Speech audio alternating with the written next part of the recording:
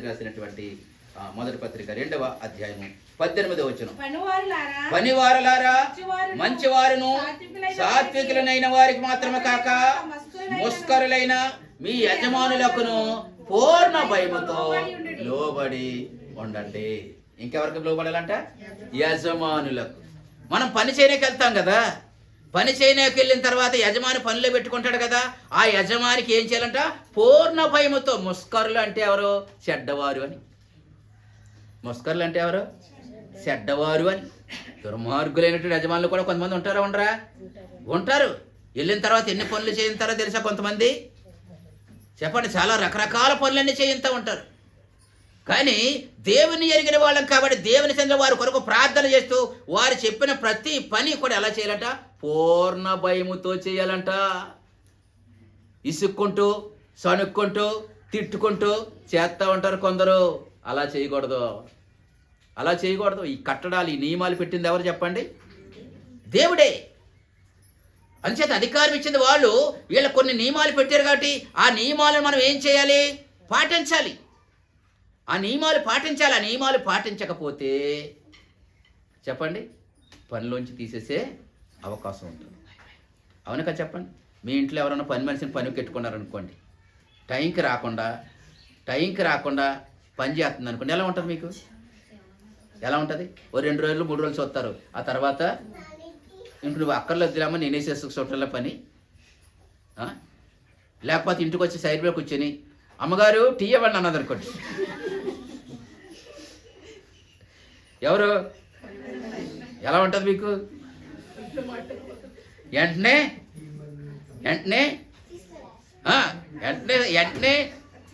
Letter ఇచ్చేయడమే. ప్రభువుని ఎరిగినటువంటి మనందరి జీవితాల్లో కూడా మన యజమానులకు మనం ఏం చేయాలి? లోపడాలి. అంతే తప్ప తిట్టుకొని కసిరికొని కాపడి ఏంటంటున్నా లోపల ఏమంటలేదు సార్ లోపల ఉడికిపోతూ ఉంటారు. లోపల ఏమైపోద్ది? లోపల ఇబ్బంది పడిపోతూ ఉంటారు. కానీ దేవుని పిల్లలు అలా విసుక్కుంటూ సణుక్కుంటూ గొనుక్కుంటూ పని చేసామనుకోండి, అది మనకు ఆశీర్వాదం. అంచేత యజమానులు అనే వాళ్ళు కొంతమంది కొంచెం కఠినంగా వ్యవహరిస్తూ ఉంటారు. అలాంటి కఠినాత్ముల దగ్గర కూడా మనం ఏం చేయాలి? మనం భక్తి చేసుకుంటూ వాళ్ళ కొరకు ప్రార్థన చేస్తూ మనం ఉన్నాం. అలాంటి కఠినాత్ములకే కొంచెం మంచితనం కూడా ఉంటుంది చెప్పండి. ఉంటుంది. వాళ్ళు మారారు అనుకోండి, ఎంత బాగా చూస్తారో. అర్థమవుతుందండి. నేను కూడా కొంతకాలం ఒకళ్ళ దగ్గర పనిచేసేవాడిని, ఒకళ్ళ దగ్గర వర్క్ చేసేవాడిని. ఆయన ఏది తింటే నాకు అదే పెట్టేవాడు. మా ఇద్దరికీ కలిపి తెచ్చేవాడు. ఆయనకు ఒకటే నాకు ఒకటి తెచ్చేవాడు. టిఫిన్ పొట్లాలు తెస్తే ఆయన తినేవారుక ఆయన దగ్గర ఉండేవాళ్ళు. దగ్గర ఉన్న తర్వాత అప్పుడు ఇది నువ్వు తినరా అనేవాడు. ఆయన బండి మీద తీసుకెళ్ళేవాడు. ఏదో డబ్బులు ఇచ్చినా నాకు ఇచ్చి పంపిస్తూ ఉండేవాడు. ఈ డబ్బులు పడితే బ్యాంక్ కట్టు, ఈ డబ్బులు పడితే వాళ్ళకి ఇవ్వాలి.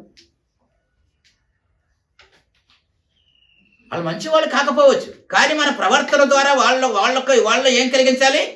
వాళ్ళలో మార్పు అనేది మనం చూడగలం. ఇది దేవుని పిల్లల లక్షణం. ఇది మనల్ని ఎవరో కఠినంగా చూశారనో, మనల్ని ఎవరో బాధ పెట్టారనో మనం కోపం పెంచుకున్నాం అనుకోండి, అవతల మార్పు లేడు కూడా ఇంకేమైపోతాడు?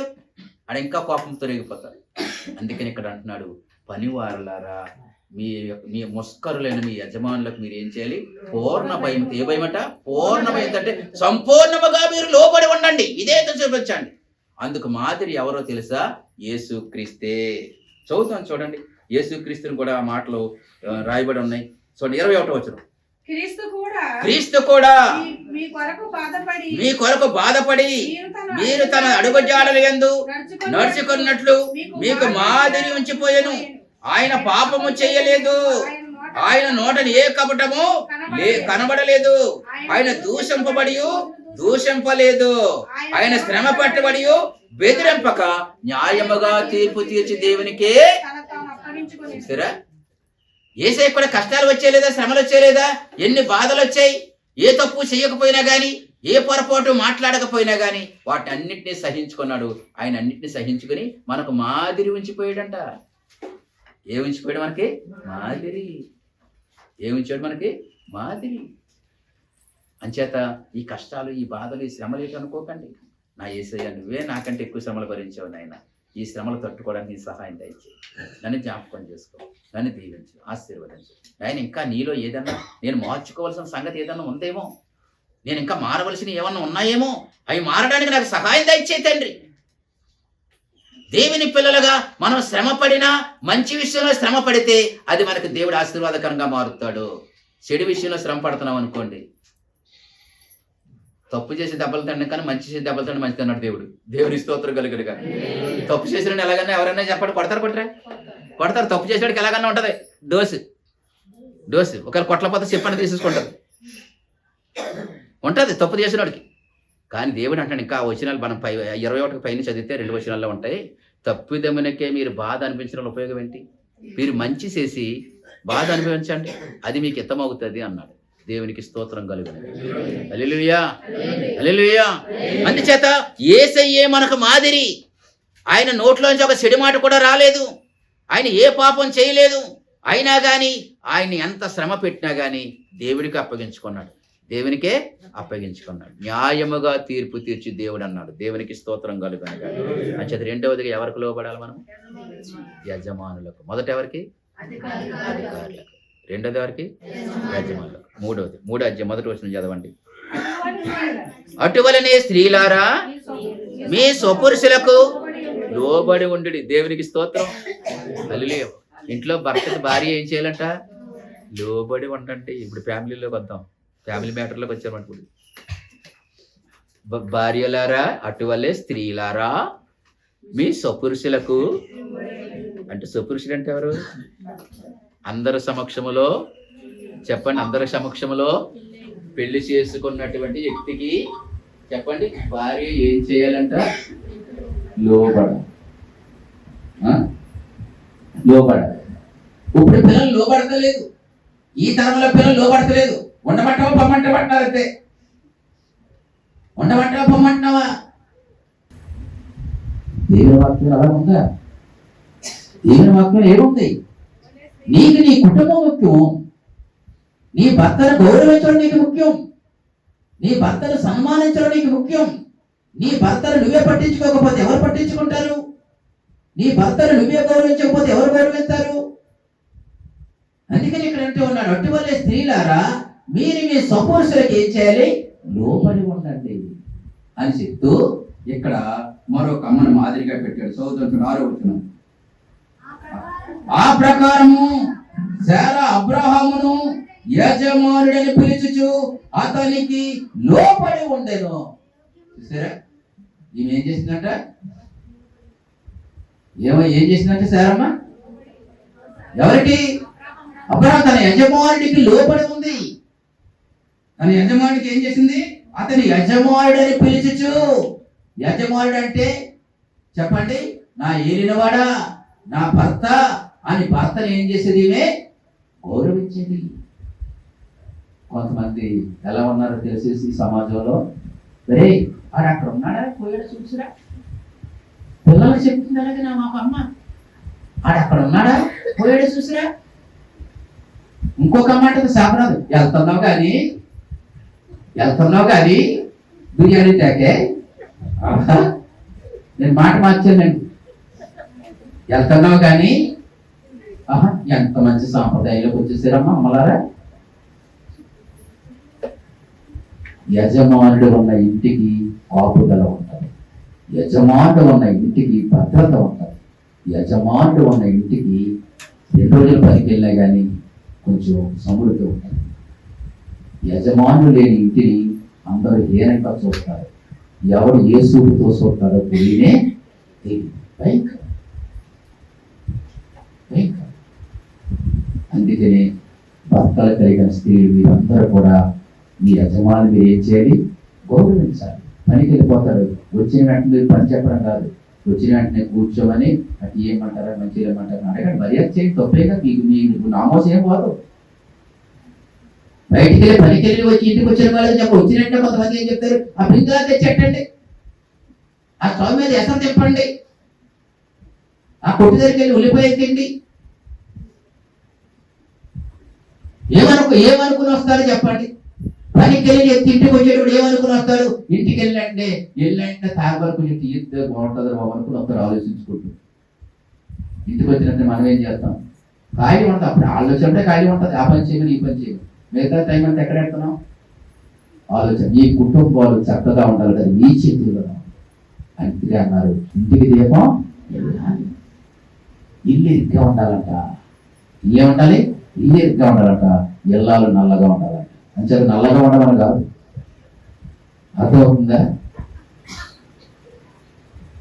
అర్థమవుతుంది. నీ కుటుంబాలు నీ చేతిలో ఉంది. నీ యజమాని నిన్ను జాగ్రత్తగా చూసుకోవాలి అన్నా, బిడ్డలను కుటుంబాన్ని జాగ్రత్తగా చూసుకోవాలన్నా స్త్రీ చేతిలో ఉంది. అందుకే అంటున్నాడు శారమ్మ కూడా. చెప్పండి, శారమ్మ ఇంటికి అతిథులు వచ్చారు, దూతలు వచ్చారు. దూతలు వస్తే అబ్రహాము వారిని చూశాడు, పలకరించాడు, ఇంటికి ఆహ్వానించాడు, నీళ్ళు ఇచ్చాడు కడుక్కోమని. ఇలాగ శారమ్మ ఎక్కడ ఉంది? ఎవరో వచ్చారు కదా, గబగబా పరిగెట్టుకుంటూ వచ్చేది. గుడారంలోనే ఉంది శారమ్మ.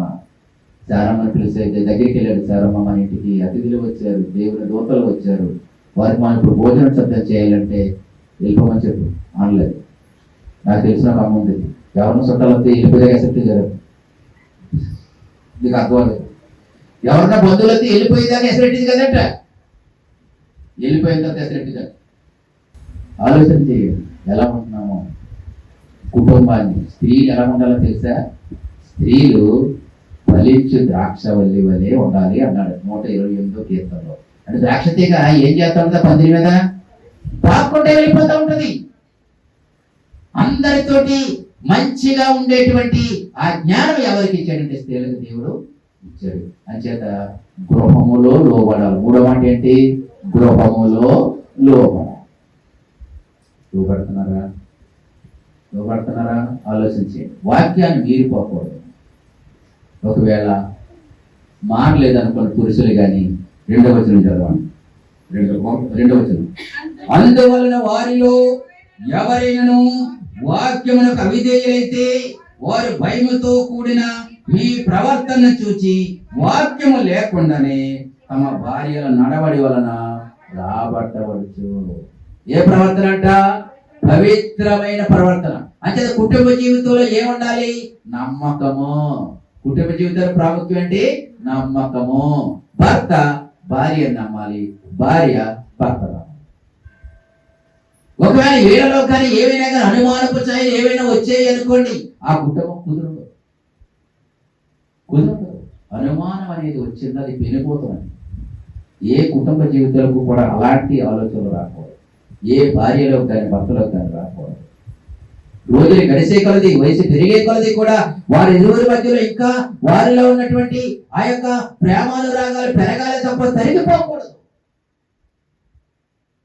మీ పవిత్రమైన ప్రవర్తన చూసి మీ యజమానులకు చెప్పండి, దేవుని మందిరాన్ని తీసుకురావచ్చు. వారు కూడా చూస్తారు, గమనిస్తారు. మన మాటలు, మన పద్ధతి, మన క్రియలు అన్ని గమనిస్తూ ఉంటారు. కాబట్టి మందిరానికి రావచ్చు కదా, వస్తాను. యేసుప్రభు ఎలా ఉంటాడో తెలియదు, కానీ నిన్ను చూస్తే నాకు కూడా యేసుప్రభు సన్నిధికి రావాలని ఉంది అన్నంత సాక్ష్యాన్ని మనం కలిగి ఉండాలి మన ఇంట్లో. దేవునికి స్తోత్రం కలగాలి. హల్లెలూయా. ఇంకా ఏమి కలిగి ఉండమంటున్నాడు స్త్రీలని? 3-4 వచనాలు. జడలో అల్లుకుంటాయి, బంగారు నగలు పెట్టుకుంటాయి, వస్త్రములు ధరించుకుంటాయునను వెలుపటి అలంకారం మీకు అలంకారముగా ఉండక సాధువైనట్టు మృదువైనట్టునైన గుణమును అక్షరాలంకారము గల మీ హృదయపు అంతరంగ స్వభావం మీకు అలంకారముగా ఉండవలను. అది దేవుని దృష్టికి మిగుల విలువ కలది. అయితే అంతరంగ సౌందర్యాన్ని కోరుకుంటాడు దేవుడు. ఏ సౌందర్యం? అంతరంగ సౌందర్యం. అంతరంగంలో స్వాధమైనట్టు మృదువైనట్టు అక్షయ అలంకారములు అన్నాడు. అంటే అక్షయ అంటే నశించిపోనివి. అంటే ఎలాంటి మంచి లక్షణాలు కలిగి ఉండాలని దేవుడు కోరుకుంటూ ఉన్నాడు. మంచి లక్షణాలు కలిగి ఉంటే మంచి ప్రవర్తన ఉంటుంది. మంచి ప్రవర్తన ఉంటే ఆ కుటుంబం బాగుంటుంది. దేవునికి స్తోత్రం కలుగుతుంది. అంచేత గృహంలో ఏం చేయాలి? మరి పురుషులు ఏం చేయాలి? స్త్రీలో పడాలి. మరి పురుషులు ఏం చేయాలి? ఒక మాట చెప్తాను, రాసుకోవాలి. భార్య లోబడి భర్తను ప్రేమించాలి. భార్య భర్తకు లోబడి ప్రేమించాలి. భార్య ఏం చేయాలి? భర్తకు లోబడి ప్రేమించాలి. మరి భర్త ఏం చేయాలి? భర్త ప్రేమించి లోబడాలి. భర్త ప్రేమించి లోబడాలి. ఎందుకంటే భార్య లోబడదు. భార్య ఏం చేయదు? లోబడదు. భర్త ఏం చేయడు? ప్రేమించడు. ప్రేమిస్తున్నట్టుంటాడే కానీ ప్రేమించడు. లోబడుతున్నట్టుంటారే కానీ లోబడు. ఓసారి భార్య భర్తకి గొడవ వచ్చింది. భార్య భర్తకి గొడవ వస్తే ఎక్కడ పడుతుంది సమస్య? పాస్టర్ గారు పడుతుంది. మీరు ఏదో అనుకుంటున్నారు, పాస్టర్ గారు మీరు నిద్ర ఉంటారా? పాస్టర్ సొప్ప జీవించారు. ప్రతి శని విషయం కూడా ఎవరి దగ్గర వస్తారు కంప్లైంట్? ఇద్దరు వచ్చారట. ఏంటి సంగతి? ఇద్దరు దెబ్బలాడుకున్నారట రాత్రి అంతా. పొద్దుగా పాస్టర్ గారి ముందు పాట వచ్చేసినట్టు ఆ సభలో అయ్యగారు ఎంత గౌరవం జరిగిపోతే నన్ను ఎంత కొట్టేశాడు, తిట్టేశాడు అయ్యగారు. ఈరోజు అతను వచ్చాడంట, నాదేం తప్పు లేదన్నాడు. ఇద్దరు వచ్చారు. ఇద్దరు వచ్చి పాస్టర్ గారి దగ్గర పంచాయతీ. పాస్టర్ గారు జాగ్రత్తగా ఆలోచించి, తప్పు ఎవరిదైనా కానీ మీరు ఇద్దరు భార్య భర్తల సంగతి మర్చిపోకండి. మీ ఇద్దరిలోనూ ఎవరు ముందు సమాధానం పడితే వారికి ఎక్కువ ప్రేమ ఉన్నట్టు అని చెప్పాడు. ఒకరితో ఒకరు సమాధానం పడి ఆవిడ అన్నారంటే ఏమన్నా తెలుసా? నేనైతే సమాధానం పడాలి, ముందు వాదం జరుగుతుంది కదా, నేనైతే సమాధానం పడాలండి, నేను అస్సలు తగ్గలండి, అస్సలు తగ్గలండి, నేను నా తప్పు లేదండి అన్నారు. మరి నువ్వు సంగతి ఏంటి? నేనెంతేనండి, నా తప్పు లేదండి. అమ్మ, నీ భర్త నీకు శిరస్సు కదా, భర్త స్త్రీకి శిరస్సు అని ఉంటుంది కదా, నీ భర్త నీకు శిరస్సు కదా, ఆ శిరస్సేనండి. కానీ ఆ శిరస్సు తిప్పి మళ్ళీ నేనే కదండి. శిరస్సు ఎక్కడ ఉంది? శిరస్సు ఎక్కడ ఉంది? మేడ మీద ఉంది. ఆ శిరస్సు తిప్పి మేడ ఎవరు? నేనే కదండి. నేను లోపడండి తగ్గనండి. తగ్గపోతే కుటుంబం ఏమవుతుంది? మీ ఎవరికి ఎక్కువ ప్రేమ ఉందో ఇప్పుడు తెలిసిపోతే, ఎవరి ముందు సమాధానం పడితే వాళ్ళకి ఎక్కువ ప్రేమ ఉన్నట్టు, దేవుడు భయపడినట్టే ఒకరితో ఒకరు పోటీ కూడా సమాధానం పడి ఇంటికి వెళ్ళిపోయారు. అంటే కుటుంబ జీవితంలో చెప్పండి, భార్య భర్తలిద్దరూ చక్కగా ఉంటే మీ పిల్లలు బాగుంటారు, మీ కుటుంబం బాగుంటారు. లోకస్తులు ఎలాంటి వాళ్ళు తెలుసా? బాగున్నా బాధ పెడతారు, బాగోకపోయినా బాధ పెడతారు. లోకం తీరది, ఏదో ఒక రాయి చేద్దాం అనుకుంటారు, ఏదో ఒక మాట వేద్దాం అనుకుంటారు, ఏదో ఒక నిర్ణయం వేద్దాం అనుకుంటారు. లోకం తీరది. నీ కుటుంబం నీకు ముఖ్యం. దేవునికి స్తోత్రం కలుగుతారు. అంచేత భర్త భార్యని ఏం చేయాలి? ప్రేమించాలి. భార్య ఏం కోరుకుంటుంది? భర్త నుంచి ప్రేమను కోరుకుంటారు. ఎందుకో తెలుసా? తన తల్లిదండ్రులను వదిలిపెట్టి, తన పుట్టింటి వారిని వదిలిపెట్టి, తన ఊరిని వదిలిపెట్టి ఎక్కడికి వస్తుంది? ఏమి చెప్పండి? తనను ఎరగని ఊరికి వస్తుంది, తనకు తెలియని ప్రజల మధ్యలోకి వస్తుంది. కాబట్టి ఆమె ఏం కోరుకుంటా చెప్పండి? పుట్టింటి దగ్గర ఉంటే తల్లిదండ్రుల ప్రేమ ఉంటుంది, తోబుట్టువుల ప్రేమ ఉంటుంది. మరి భర్త ఇంటికి వచ్చిన తర్వాత ఎవరి ప్రేమను కోరుకుంటా చెప్పండి? ఆమె ఎవరి మీద ఆధారపడుతుంది? భర్త మీదే. ఆ భర్తే సరిగా చూసుకోకపోతే, పట్టించుకోకపోతే ఆమె ఎవరిని చెప్పుకుంటుంది సమస్య? అందుకని భర్త భార్యను ప్రేమించాలి, భార్యతో ప్రేమగా ఉండాలి. అలాగే భార్య కూడా చెప్పండి, లోపడాలి, చెప్పిన మాట వినాలి. ఈ రోజుల్లో పిల్లలు చెప్పిన మాట వినడం లేదు. ఈ రోజుల్లో సంబంధాలు చూడడం కూడా కష్టమైపోతుంది తెలుసండి. సంబంధాలు చూడడం అంచేత భార్య లోపడాలి, భర్త చెప్పిన మాట వినాలి. చెప్పిన మాట వింటూ భర్త పట్ల ప్రేమ కలిగి ఉంటే ఆ భర్త అన్ని రీతిగా మంచిగా చూసుకుంటాడు. దేవునికి స్తోత్రం కలుగుతాడు.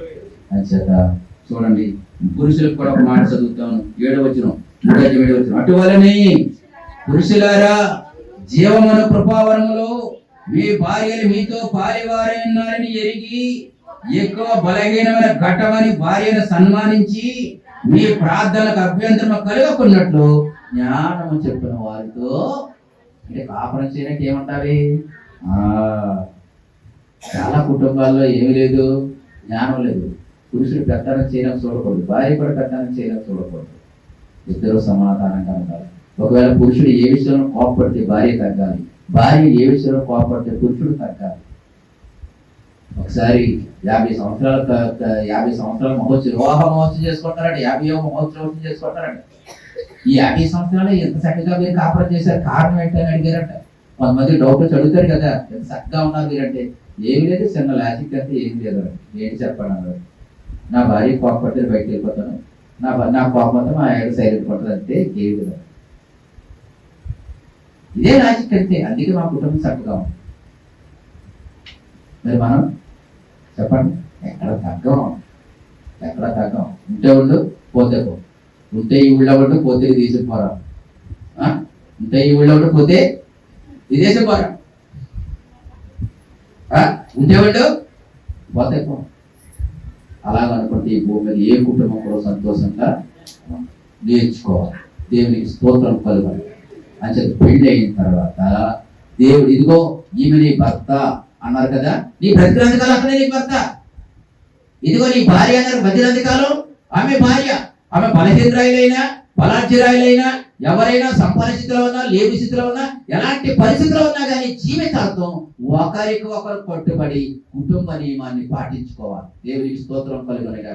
పురుషుడి జీవితంలో గాని స్త్రీ జీవితంలో గాని అపవిత్రమైన కార్యాలు ఏమి ఉండకూడదు. మీ ఇద్దరి మధ్యలోకి ఎవరు దూరకూడదు. పిల్లోడు ఎప్పుడు దూరకూడదు, పిల్ల ఎప్పుడు దూరకూడదు. వీళ్ళిద్దరు దూరాడు అనుకోండి, వీళ్ళ కుదురు లేకుండా చేసేస్తారు, కుటుంబాన్ని చెడగొడతారు. ఎవరు దూరకూడదు. అందుకే వాళ్ళు ఏదో వాళ్ళ కాపురికాలు చేసుకుంటారు. ఆ టైంకి ఏదైనా పెడితే తినేసేసి సుఖంగా ఉండాలంతే. నీ ఏమంటే ఇవ్వట్లేదురా, నీ ఎవరు సల్లారుకొని తిప్పి నడుతుందిరా, నీ ఆవిడ రాత్రి పిచ్చిరెట్టి తెచ్చి అడుతుందిరా. పనికి వెళ్ళిపోయి చెప్పారు అనుకోండి, మంచి కాక మీద వస్తాడు పని నుంచి. కాక మీద వచ్చి ఈ కాక ఇంకా అయిపోయిపోయి, నువ్వేం మాట్లాడబెట్టరా, నువ్వేం మాట్లాడబెట్టరా అన్నారు అనుకోండి. పళ్ళు బిగించుకొని ఈలోగా ఇటు పళ్ళు బిగించేసి కవర్ అయితే చూసుకో. అది ఏదో పెడితే టైంకి తినేసేసి సైలెంట్గా ఉన్నాం, ఏ గొడవ ఉండదు. పిల్లలు బాగుండాలి కదా, పనుకున్నాం కదా, పిల్లల్ని పనుకున్నారు లేదా బాగుండాలనే కదా కోరుకున్నారు. ఒకవేళ ఏదైనా తక్కువైనా కానీ పట్టించుకోకూడదు. వాళ్ళ బాగుండాలని కోరుకో. వాళ్ళ పిల్లలు ఉన్నారు కదా, ఆడించు, ఎత్తుకో, లాలించు, చక్కగా చూడు. వాళ్ళే చూస్తారు బాగా. లేకపోతే ఓపుకుందనుకో, నువ్వు నీరు పెట్టి తింటాను, నేనే వండుకొని తింటాను. అవి సరిగా చూడకపోతే దేవునికి స్తోత్రం కలుగు. హల్లెలూయా. అది చేత చెప్పండి, 3 విషయాలు నేర్చుకున్నాం. మొదటిది ఏంటి? అధికారులకు లోబడండి. రెండవది యజమానులకు లోబడండి. మూడవది గృహంలో లోబడండి. అంటే పురుషుడికి ఏం చేయాలి? స్త్రీ బలహీనమైన ఘటమని ఎంచి చాలా జాగ్రత్తగా జ్ఞానం చొప్పున కాపురం చేయాలి. ఘటము అంటే ఏంటి? కొండ. ఘటం అంటే ఏంటి? కొండ. కొండను జాగ్రత్తగా పెట్టాలి. ఎలా పెట్టాలో పెట్టేయాలా? కొండను జాగ్రత్తగా చూసుకోకపోతే ఎంత ప్రమాదమో, ఇంట్లో భార్యను కూడా జాగ్రత్తగా చూసుకోకపోతే అంతకంటే ఎక్కువ ప్రమాదం. అది సంగతి. నీరసంగా లేకపోతే 2 రోజులు మంచం ఎక్కేసింది అనుకోండి అమ్మ, మీరు వేసి చెట్టకాలి. నీరసంగా లేకపోతే 2 రోజులు తప్పుడు తగ్గిపెట్టేసింది అనుకుంటా ఉంటుందా బాబా. అందులో పిల్లలు ఉన్నారు అనుకోండి, సిరిసిరిగా ఉంటారు అనుకోండి, ఇక కీర్తనలే కీర్తనలు. ఇల్లు చూడ ఓయ్ ఇదే పడుకోలే మళ్ళీ ఎక్కడ ఉంది? టీ పొడి ఎక్కడ ఉంది? కాపడు ఎక్కడ ఉంది? ఏదంతా ఇయ్యాల కారణం ఎక్కడ ఉంది? తెల్త కదా, ఎప్పుడైనా కిచెన్లోకి వెళ్తే కదా. 2 రోజులు కానీ మీరు కానీ రెస్ట్ ఇచ్చారంటే వాళ్ళు కిచెన్లో మొత్తం పంపెక్కిచ్చేస్తారు. ఎక్కడే ఉంటాయి. స్త్రీలుగా మీకు మీ కష్టానికి ఇంట్లో వెల కట్టడం ఎవరి తరం కాదు. అది చిన్నైనా పెద్దలైనా, చిన్న సంవత్సరమైనా పెద్ద సంవత్సరమైనా మీ యొక్క శ్రమకి వెల కట్టడం ఎవరి తరం కాదు. ఏ పురుషుడు కూడా వెల కట్టలేదు. పనికి వెళ్ళినట్టు పొద్దున సాయంకాలం వచ్చేస్తారు. కానీ మీ పని నైట్ అందరూ పడుకునే వరకు పని ఉంటుంది. మళ్ళీ ఉదయాన్ని అందరికంటే ముందు లెగాలి, రాత్రులు అందరికంటే లేటుగా పడుకోవాలి. ఉదయాన్నే లేచి మళ్ళీ క్యారేజీ పెట్టాలంటే ఎప్పుడు లెగాలి. అంచేత స్త్రీలను దేవుడు అంటున్నాడు, వాళ్ళు గౌరవించండి, సన్మానించండి. వారు బలహీనమైన ఘట్టం.